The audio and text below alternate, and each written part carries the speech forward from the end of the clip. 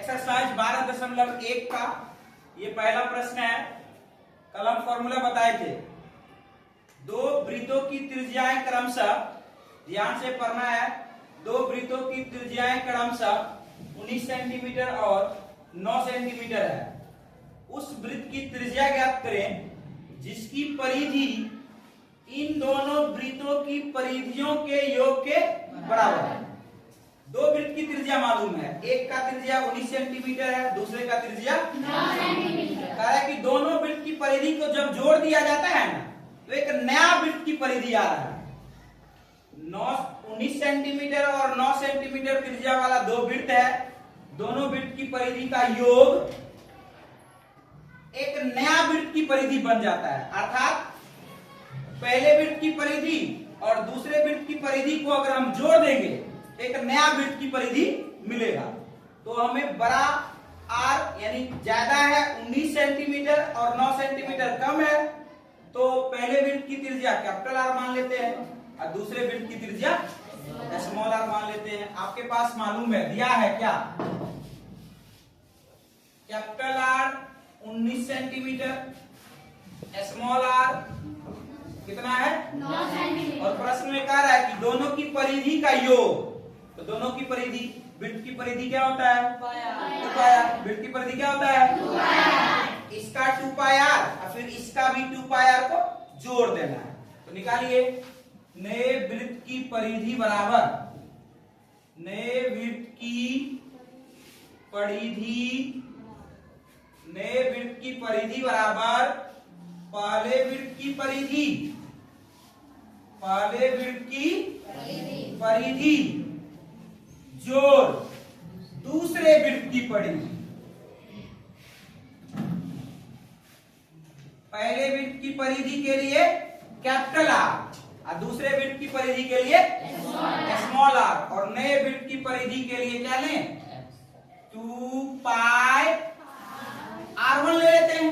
क्या ले लें 2 पाई, नया त्रिज्या हो गया R1। R1 क्या हो गया नया त्रिज्या बराबर पहले वृत्त की परिधि क्या होगा 2 पाई कौन सा आर कैपिटल आर। पहले वृत्त की परिधि क्या होगा 2 पाई कौन सा आर कैपिटल आर, तो 2 पाई कैपिटल आर जोड़ दूसरे वृत्त की परिधि क्या होगा 2 pi small r, 2 pi small r, 2 pi small. अब ध्यान से देखा जाए 2 पाई दोनों में है, यहाँ से हम क्या ले ले कॉमन ले लेते हैं। कॉमन ले लीजिए, 2 पाई R1 बराबर 2 पाई, इसमें से कॉमन ले लीजिए तो क्या बचेगा इसमें कैपिटल आर, इसमें क्या बचेगा स्मॉल आर। अब देखिए 2 पाई से 2 पाई दोनों तरफ में कट गया, क्या बचा इधर R1। R1 बता रहा है नए वृत्त की त्रिज्या। R1 क्या बता रहा है, और हमको निकालना भी क्या था त्रिज्या। क्या निकालना था त्रिज्या निकालना था। R1 बराबर आ गया कैपिटल आर जोड़ स्मॉल आर। अब बताइए कैपिटल आर का मान कितना 19, लिख दीजिए 19। स्मॉल आर का मान कितना 9, लिख दीजिए 9। 19 में 9 को जोड़िए कितना हो गया 28। अर्थात ये जो आपको R1 निकल कर आया वो कितना आया 28 सेंटीमीटर। यही आपका आंसर हुआ। कह रहा था उस वृत्त की त्रिज्या ज्ञात करे, तो त्रिज्या कितना निकल कर आ गया। इस तरह का क्वेश्चन देगा, यहाँ बदल देगा, यहाँ दे देगा कुछ और, यहाँ कुछ और बना लोगे। दूसरा सवाल, उस समय परिधि था, अब है क्षेत्रफल। कह रहा है कि दो वृत्तों की त्रिज्याएं क्रमशः 8 सेंटीमीटर और 6 सेंटीमीटर है। उस वृत्त की त्रिज्या ज्ञात करें जिसका क्षेत्रफल इन दोनों वृत्तों के क्षेत्रफल के योग के बराबर। कह रहा है कि 8 सेंटीमीटर और 6 सेंटीमीटर वाला त्रिज्या वाला दो वृत्त है, दोनों को क्षेत्रफल को जोड़ने से एक नया वृत्त का क्षेत्रफल आ रहा है। तब उस वृत्त का क्षेत्रफल ज्ञात करें।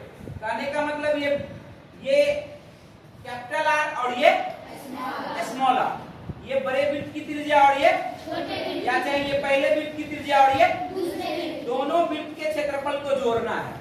तो वृत्त का क्षेत्रफल क्या होता है, वृत्त का क्षेत्रफल पाई आर स्क्वायर। लोग लिखते हैं फिर उसी प्रकार जिस प्रकार आपने पहला सवाल बनाया था। कैपिटल आर बराबर कितना? 8 सेंटीमीटर। स्मॉल आर बराबर कितना? 100 सेंटीमीटर।